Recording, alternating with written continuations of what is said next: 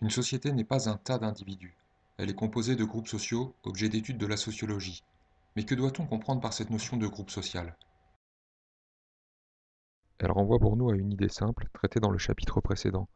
Il est impossible de comprendre les comportements humains en envisageant l'individu comme une réalité isolée. L'homme est un être socialisé tout au long de sa vie par les multiples instances auxquelles il a affaire. Dans ces multiples espaces se forment des groupes. Certains définissent ainsi la sociologie comme la science qui étudie ces groupes. Arrêtons-nous un instant sur les perspectives envisagées par les pères fondateurs de la sociologie. Pour Émile Durkheim, la sociologie étudie les faits sociaux.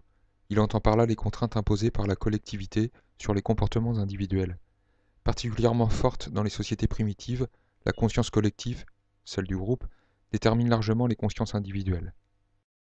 Pour Max Weber, les actions sociales individuelles sont souvent motivées par des valeurs, mais sont constitutives de groupes dans la société. Ainsi, en comprenant les motivations typiques du capitaliste, il rend compte de l'existence des capitalistes dans la société moderne. Pour Georg Simmel, enfin, les interactions entre les individus construisent des liens de nature diverse, qui les associent et qui structurent en retour leurs actions. Les relations sociales dessinent des formes que le sociologue doit identifier. Que nous apprennent ces fondateurs? Explication et signification des comportements humains ne sont intelligibles que dans les collectivités dans lesquelles ils sont observés. Quelle que soit l'approche retenue, l'homme seul est une vue de l'esprit, une survivance du mythe du bon sauvage. Aussi loin que l'on puisse faire remonter la notion d'homme, on parle d'un animal social. Le groupe est constitutif de son identité. Néanmoins, la notion de groupe a des contours flous et renvoie à des réalités multiples. Dans le dictionnaire de sociologie des éditions Hachette, on trouve une définition très simple du mot groupe. Ensemble large ou restreint de personnes ayant des traits communs, opinions, goûts, activités. Confrontons cette définition à différents exemples. Les individus dans une file d'attente constituent un ensemble de personnes ayant une activité commune. Forment-ils un groupe social? On parlera plutôt de regroupement ou d'agrégat physique d'individus. L'existence du lien qui les unit est éphémère, son intensité est faible. On ne peut guère désigner un groupe qui aurait une existence en dehors de l'événement en question. Précisons toutefois que ces regroupements peuvent intéresser certains sociologues, notamment pour les phénomènes de foule que l'on peut y observer. Considérons maintenant une population dans un espace géographique donné, une ville par exemple. Dans cette population, l'observateur peut mobiliser des critères objectifs pour distinguer des sous-ensembles. Très simplement, il peut opter pour la couleur des cheveux. Très clairement, on voit des groupes se dessiner. S'agit-il de groupes sociaux? C'est très peu probable.